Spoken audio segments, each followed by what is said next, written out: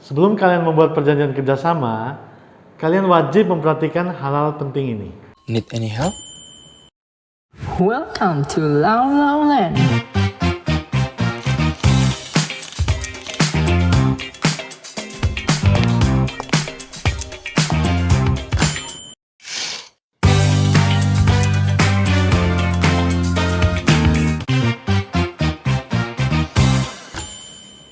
Halo Area Hukum, salam sehat. Pada kesempatan kali ini, kita akan membahas tentang perjanjian kerjasama. Yang mana perjanjian kerjasama ini bisa saja kalian butuhkan dalam kehidupan sehari-hari kalian. Hal penting pertama yang perlu kalian ketahui, bahwa perjanjian kerjasama dan MOU adalah dua hal yang berbeda. Jika kalian sudah membuat MOU terlebih dahulu, kalian bisa menindaklanjuti dengan menandatangani perjanjian kerjasama.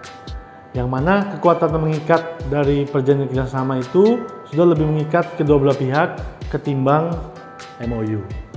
Jika kalian sudah sepakat dan menandatanganinya, perjanjian itu berlaku bagaikan undang-undang bagi kedua belah pihak. Permasalahannya, orang seringkali tidak membaca isi perjanjian sebelum menandatanganinya. Hal ini sangat berakibat fatal apabila kalian menghadapi permasalahan di kemudian hari. Lalu, apa saja poin penting yang perlu kalian perhatikan ketika kalian membuat perjanjian kerjasama? Yang pertama, kalian harus benar-benar mengecek identitas pihak yang akan bekerja sama dengan kalian. Jika kalian bekerja sama orang perorangan, kalian bisa mengecek identitas mereka dari kartu identitas seperti SIM, KTP. Berbeda halnya dengan apabila kalian bekerja sama dengan perusahaan. Misalnya dalam bentuk PT, kalian harus mengetahui siapa direktur yang berwenang yang bisa membuat perjanjian kerjasama dengan kalian.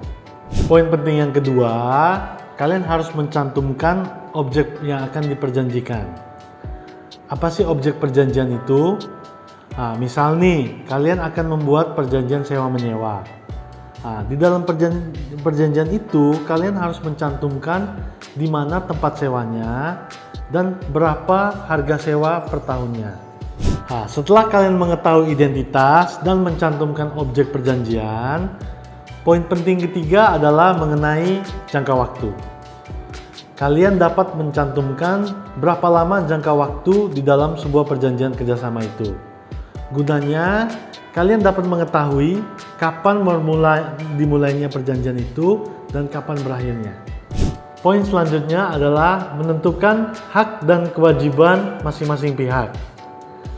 Di dalam hukum perdata Indonesia, masing-masing pihak ini bebas dalam menentukan hak dan kewajibannya selama tidak bertentangan dengan peraturan perundang-undangan yang berlaku. Kita ambil contoh tentang perjanjian jual beli. Di dalam perjanjian jual beli tentunya ada penjual dan pembeli. Masing-masing memiliki hak dan kewajiban. Hak dari seorang penjual adalah menerima pembayaran daripada pembeli, sedangkan kewajibannya adalah menyerahkan barang yang diperjualbelikan tersebut. Sebaliknya, kewajiban dari seorang pembeli adalah membayar harga yang telah disepakati itu, dan kemudian dia berhak untuk mendapatkan barang objek jual beli tersebut. Dengan mengetahui hak dan kewajiban dari masing-masing pihak, ini akan sangat membantu memberikan kepastian hukum apabila nantinya terjadi sengketa di kemudian hari.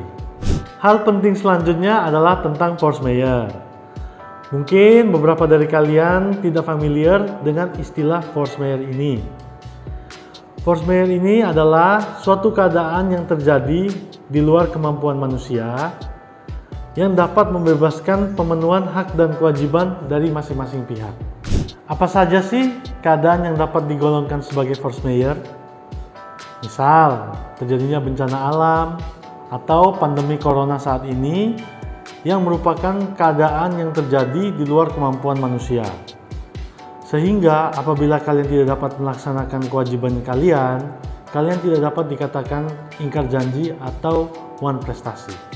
Dan yang terakhir adalah tentang penyelesaian sengketa.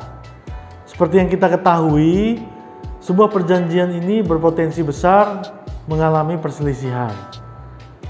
Untuk itu, penting bagi para pihak mengatur bagaimana cara mereka menyelesaikan sengketa, baik secara musyawarah mufakat maupun di pengadilan yang telah disepakati bersama. Arek-arek hukum, perlu diingat bahwa poin-poin yang barusan kita pelajari akan berlaku sebagai undang-undang bagi mereka yang membuatnya. Hal ini sesuai dengan pasal 1338 Kitab Undang-Undang Hukum Perdata Indonesia. Jadi, jangan sampai kalian tidak membaca dan memeriksa kembali perjanjian yang akan kalian tanda tangani. Karena hal itu bisa saja merugikan kalian di kemudian hari. Terima kasih telah menonton video kali ini. Bersama saya Jerry Susilo. Tiap minggunya kita akan belajar hukum hanya di Lololand.